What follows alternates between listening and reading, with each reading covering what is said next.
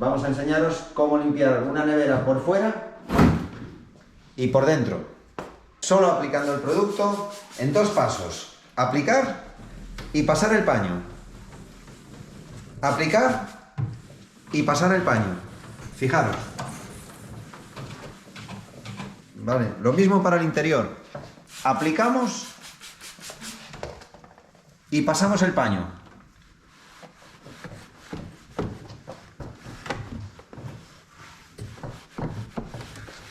Fijaros con qué facilidad Nice Blue elimina toda la suciedad de la nevera y la deja en el paño.